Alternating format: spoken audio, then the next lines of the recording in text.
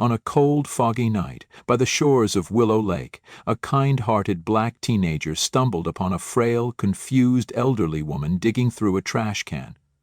Without hesitation, she offered the woman a meal and brought her home. She and her mother treated the woman like true family. What they didn't realize was that this simple act of kindness would change the future of their family forever. The evening settled over Willow Lake like a heavy, damp blanket, the scent of wet earth and wood smoke floating through the air, clinging to every surface as Layla Bennett stepped out of the quiet old Willow Public Library, pulling the hood of her faded gray jacket tighter around her head. She was a slender black girl of 17, her deep brown skin glowing softly under the flickering street lamp as she tightened the straps of her worn backpack, the fabric frayed at the edges from too many years of use. Her sneakers scuffed lightly against the uneven sidewalk, damp from the mist rolling off the lake. As she hurried down the empty street, her arms hugged tight against her body to hold in what little warmth she could.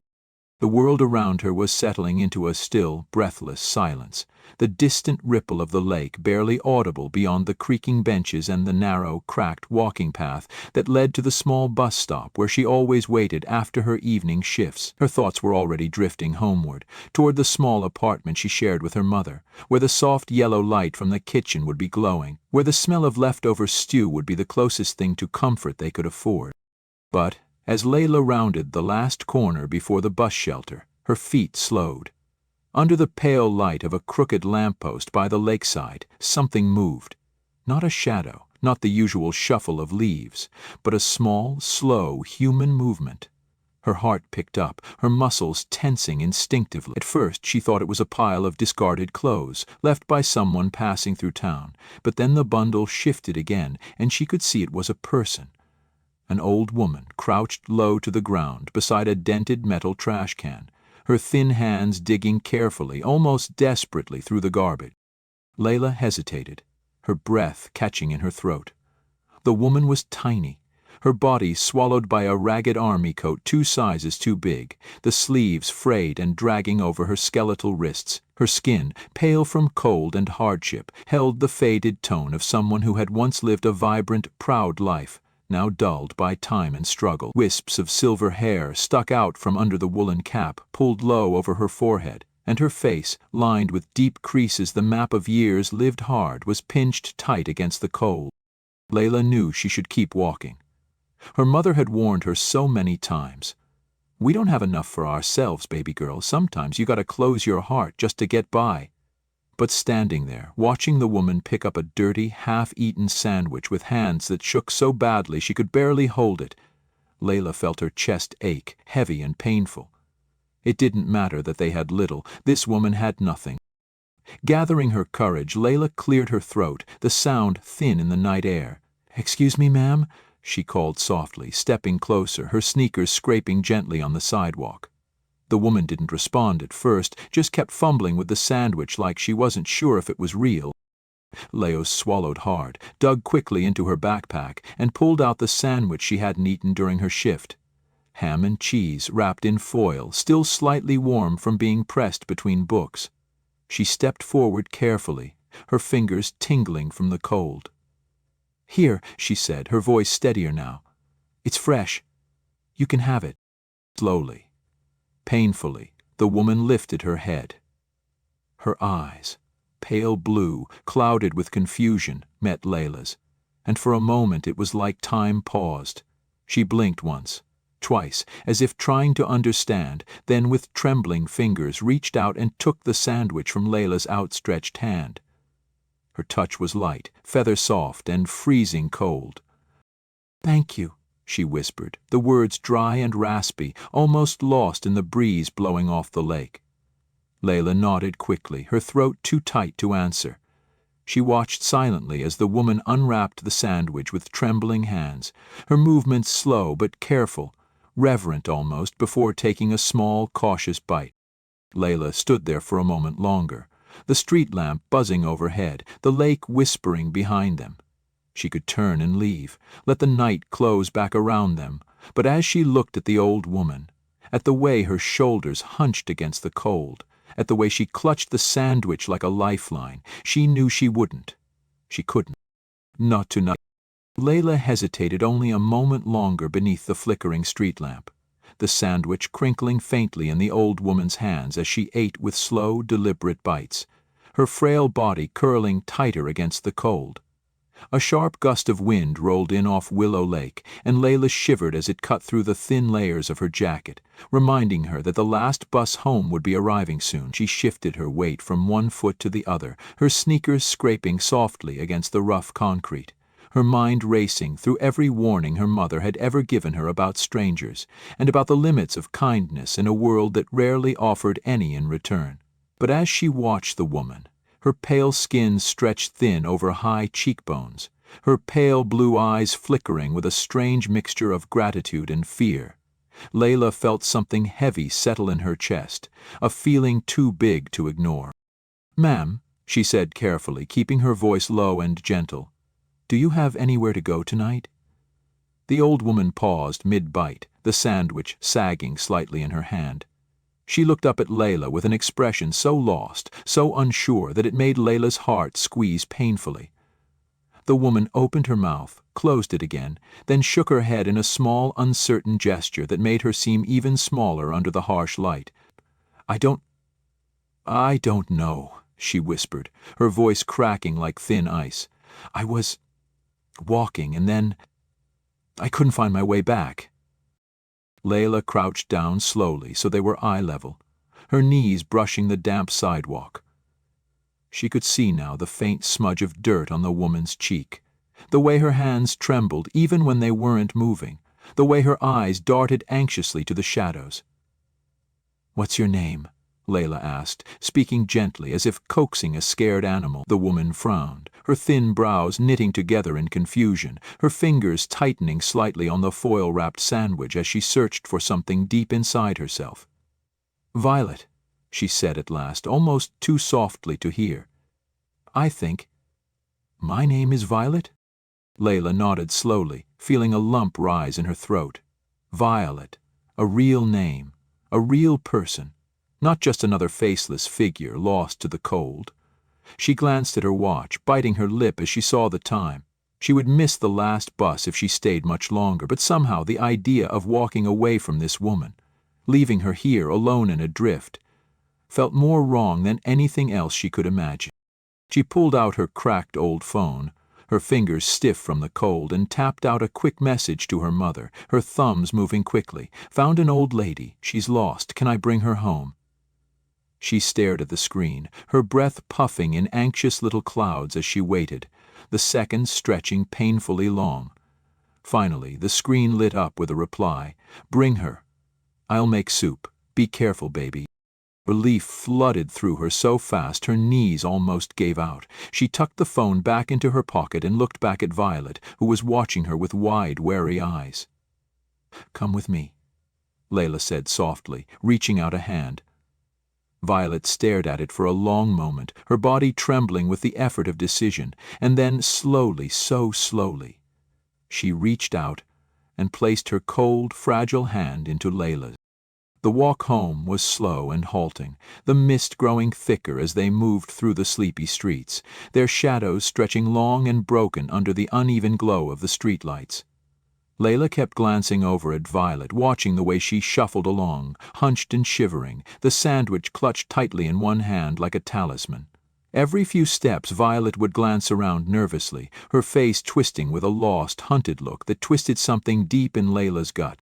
When they finally reached the small apartment building tucked between a boarded-up laundromat and a shuttered diner, Layla squeezed Violet's hand gently. "Almost there," she said, trying to keep her voice bright, though her heart hammered with nerves. What if Violet panicked? What if this was a mistake? She fumbled with the keys, the metal jingling loudly in the still night, and pushed open the door. The familiar scent of old wood and lemon cleaner filled her nose, grounding her.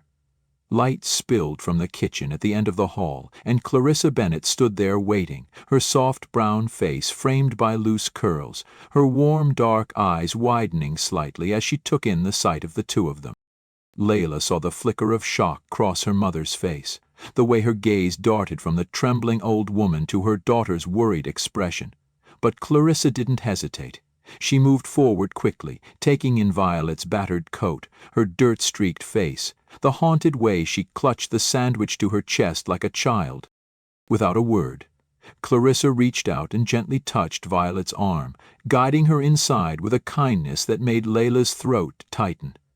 "Come in, sweetheart," Clarissa said softly, her voice the kind of voice she used when patching up scared kids at the clinic.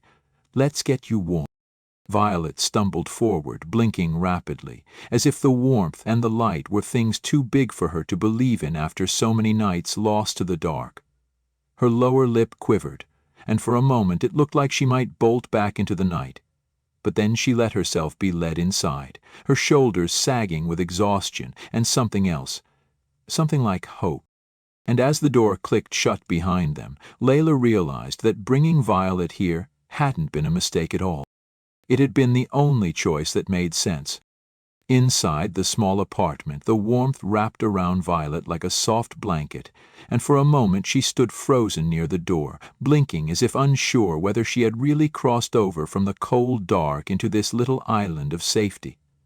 The kitchen smelled faintly of simmering soup and fresh laundry, and the light from the overhead bulb cast a cozy yellow glow against the cracked linoleum floor. Clarissa Bennett, still in her navy blue scrubs from the clinic, moved carefully around the small space, her movements smooth and practiced, setting a pot onto a low flame and pulling a clean blanket from the linen closet with quick efficiency. Layla hovered near the door, her heart hammering with nervous energy, watching Violet with wide, worried eyes. She couldn't tell if the old woman was about to collapse or bolt, but she stayed still, her slender frame tense and ready to catch her if needed. Violet's fingers, still curled tightly around the half-eaten sandwich, slowly loosened as the heat of the room seeped into her bones, and after a long, heavy moment, she allowed Clarissa to guide her to the battered but clean couch in the corner of the living room. "Arrange sit, sweetheart," Clarissa said, her voice gentle but firm, the kind of voice Layla remembered from the nights she had come home scraped up from playground falls. Violet lowered herself onto the couch stiffly, her joints creaking audibly, her frail body sinking into the worn cushions like a balloon losing air. She clutched the blanket to her chest, her wide blue eyes darting from Clarissa to Layla and back again, as if still half expecting someone to shove her back into the cold. Layla kicked off her damp sneakers and moved to sit on the ottoman across from the couch, leaning forward, her elbows on her knees, her voice low and steady. "It's okay.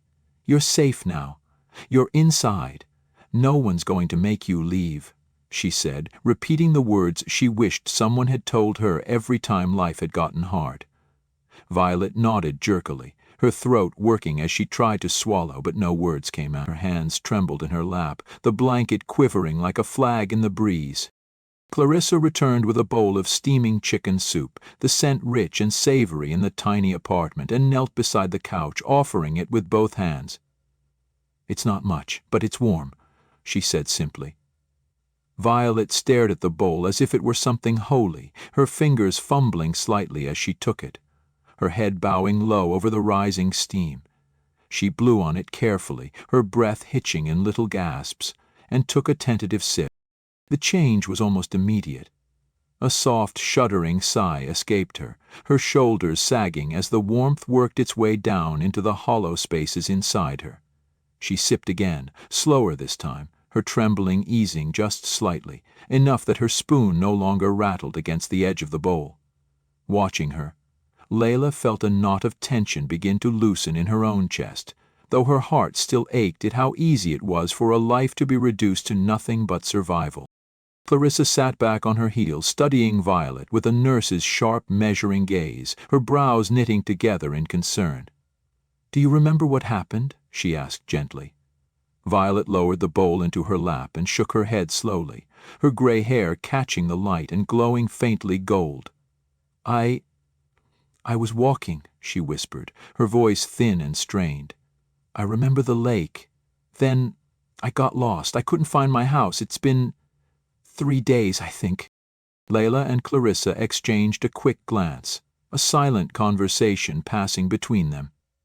3 days. 3 nights alone in the cold, confused and scared.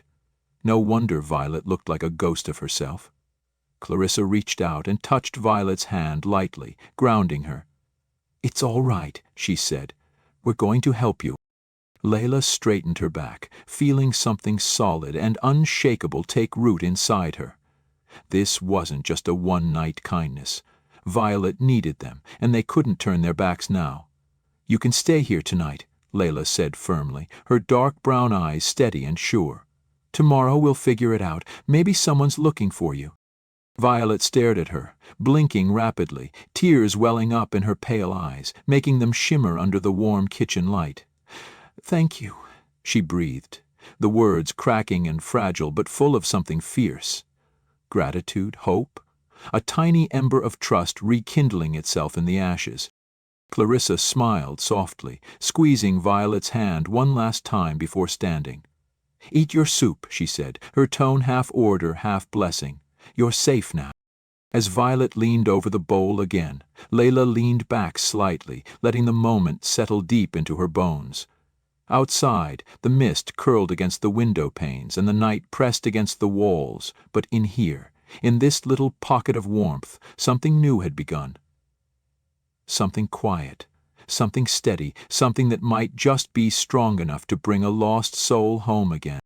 Morning light seeped slowly through the thin curtains of the Bennett apartment, casting long, soft beams across the scuffed wooden floor and the worn fabric of the couch where Violet still slept, curled tightly under the old patchwork quilt Clarissa had pulled from the closet the night before. Layla sat cross-legged on the edge of the ottoman, the steam from her chipped mug of coffee curling upward like ghostly fingers, her eyes heavy with the kind of tiredness that came from thinking too much rather than sleeping. She watched Violet breathe, shallow but steady, and for a long time neither girl nor woman moved. The only sounds in the apartment the ticking of the second-hand clock on the wall and the faint creak of the heater rattling to life. Clarissa bustled quietly in the kitchen, her curly hair tied up in a messy knot atop her head, her dark brown skin glowing golden in the slanted sunlight. She moved with the slow precision of someone used to early mornings, stacking bills into neat piles on the table, sorting them with a frown that never quite left her face these days. She glanced up, catching Layla's worried gaze, and gave her daughter a small smile, tired but reassuring. It was the same smile she used to give Layla when she scraped her knees as a child, calm, steady, the kind that said, "We'll figure it out." When Violet finally stirred, blinking groggily into the light like a lost child waking from a bad dream, Layla set down her coffee and moved closer, keeping her voice low and warm. "Good morning, Miss Violet," she said gently. Violet's eyes, pale and slightly clouded, flickered around the room before settling on Layla's face. Confusion flickering there for just a moment before her features softened, remembering. She nodded once, stiffly, her gray hair a wild halo around her wrinkled face. "Morning," she rasped. Clarissa stepped in with a bowl of oatmeal still steaming and a slice of buttered toast, setting them down on the coffee table with a soft clink. "Eat first," she said kindly. "Then we'll talk." Violet sat up slowly, her frail fingers gripping the quilt as if she needed something to anchor her, and picked up the toast with both hands like it was something precious.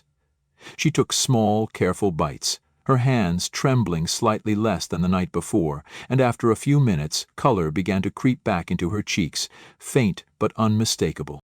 When she finished, Layla leaned forward, resting her elbows on her knees, her voice calm but firm. "Miss Violet," she said, "do you remember anything else? Anything about where you live, someone who might be looking for you?" Violet's forehead creased deeply, her mouth tightening into a thin line. She set the empty bowl down and closed her eyes for a long moment, breathing slow and shallow. Layla watched her closely, saw the way her fingers picked nervously at the quilt, the way her brow furrowed like she was digging through sand, trying to pull up pieces of herself buried too deep. Finally, Violet whispered, almost too soft to hear. "There was a house, big, white, roses by the front steps, a porch swing, and a girl. Her voice broke slightly, and she pressed a hand against her temple, as if willing the memory to stay. "She called me Mama." Layla's heart squeezed painfully at the word, and she saw Clarissa swallow hard, her hands tightening into fists before she quickly relaxed them. A daughter. Somewhere out there, a daughter might be looking for Violet, worried sick, searching the streets, putting up posters. Naylor rose from the ottoman, moving to the tiny bookshelf crammed against the far wall, rummaging until she found the town's community bulletin.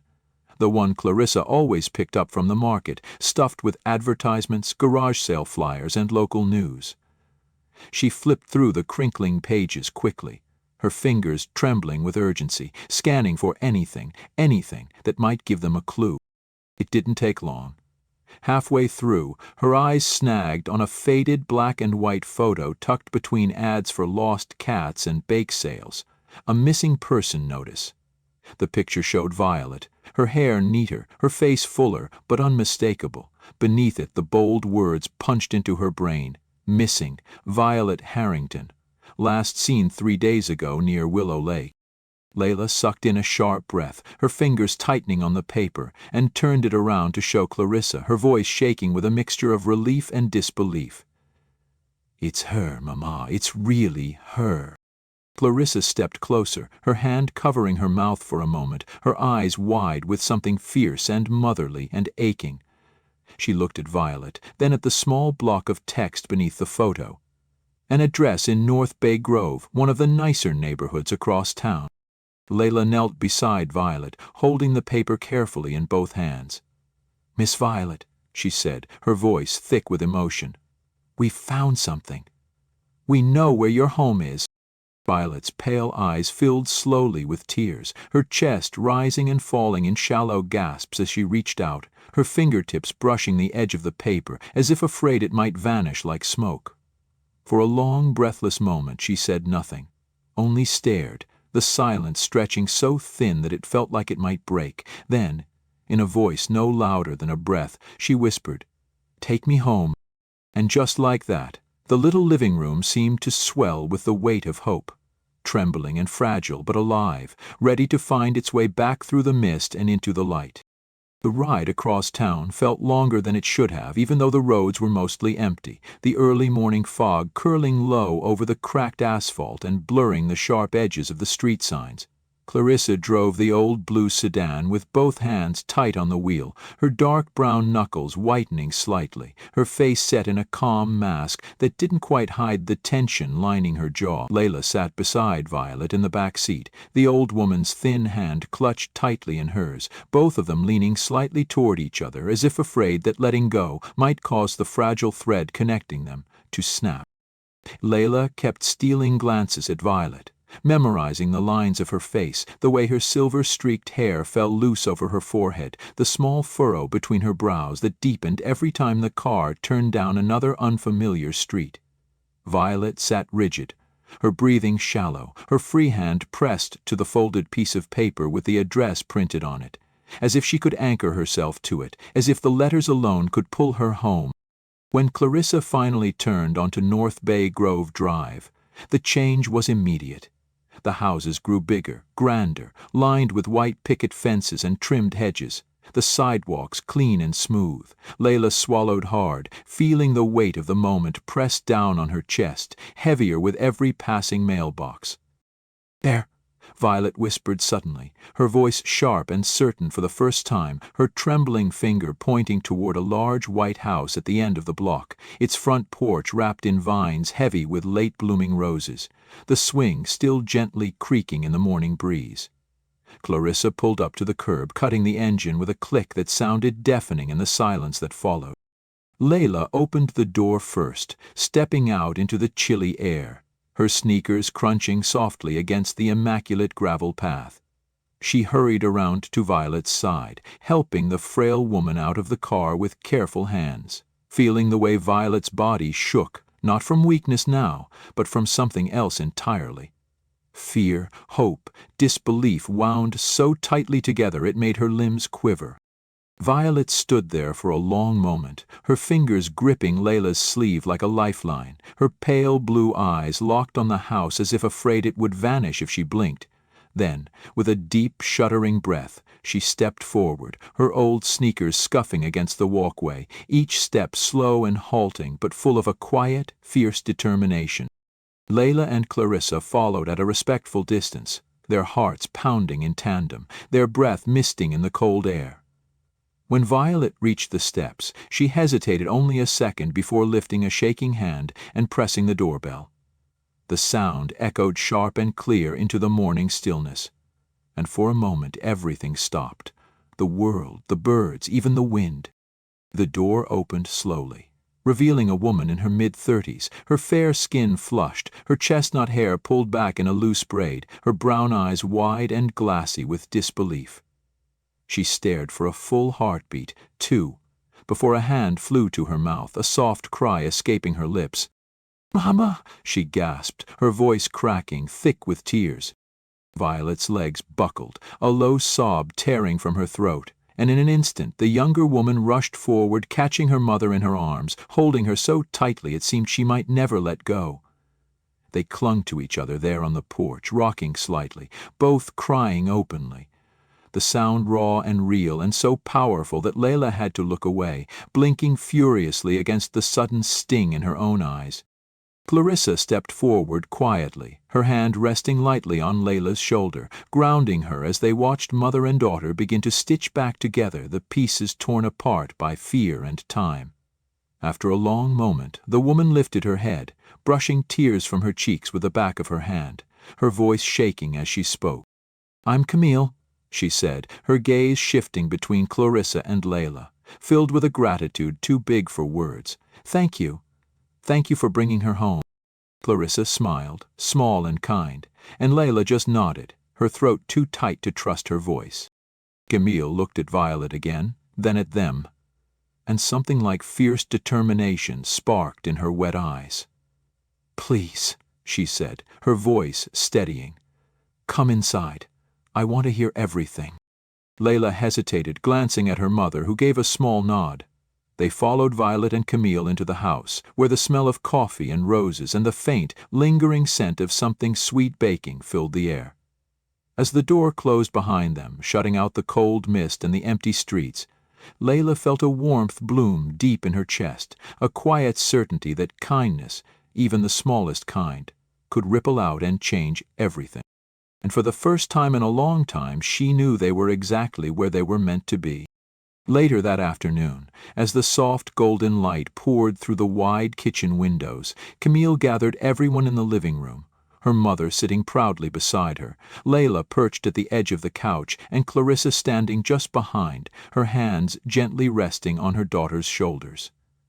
Camille cleared her throat, her voice warm but steady, and spoke not just to them but as if to the room itself, to the very walls that had witnessed both grief and now, finally, joy. "You didn't just bring my mother home," she said, her gaze sweeping between Layla and Clarissa, her dark eyes shining with gratitude. "You reminded us what community truly means, how even small kindnesses, even small hands reaching out into the dark, can change everything."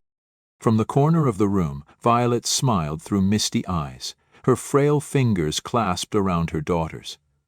Camille stepped forward, pressing into Clarissa's hand a thick envelope, not with ceremony but with deep, earnest emotion. "This," she said softly, "is a beginning for you, so you never have to worry about the next step again." She turned to Leela, offering her a simple folder tied with a gold ribbon. Inside, Leela found a scholarship offer not only for her first year of college, but a commitment to mentor her, to guide her dreams into reality. She gasped softly, her hand flying to her mouth, overwhelmed, while Clarissa reached for her instinctively, their shoulders leaning together like two trees, bracing each other against the winds of life. But Camille wasn't done. She knelt down to Violet's level, squeezing her mother's hand, then looked back at them all with a fierce brightness. "We're starting something new," she said, her voice sure. "A community fund. A place where families like yours and like mine can find help before they fall. In Mama's name, in your honor. Layla's heart thudded hard against her ribs, the weight of the moment sinking deep, threading through her bones like the first warmth of spring after a brutal winter. Beside her, Clarissa's breath hitched, and when she spoke, her voice was thick with unshed tears. "We would be honored to help," she said simply. And so, around that little coffee table, in that house full of roses and memories and second chances, promises were made, not just of money, not just of scholarships or new beginnings, but of hands extended outward, of doors left open, of lights left burning against the darkness. They didn't just save one woman that night, they planted the first seeds of a kindness that would grow, reaching beyond them, rippling outward through the streets of Willow Lake, a quiet, steady revolution of hope. And Layla knew, deep down in the most secret places of her heart, that the real gift wasn't something they received. It was something they had become a part of. Join us to share meaningful stories by hitting the like and subscribe buttons. Don't forget to turn on the notification bell to start your day with profound lessons and heartfelt empathy.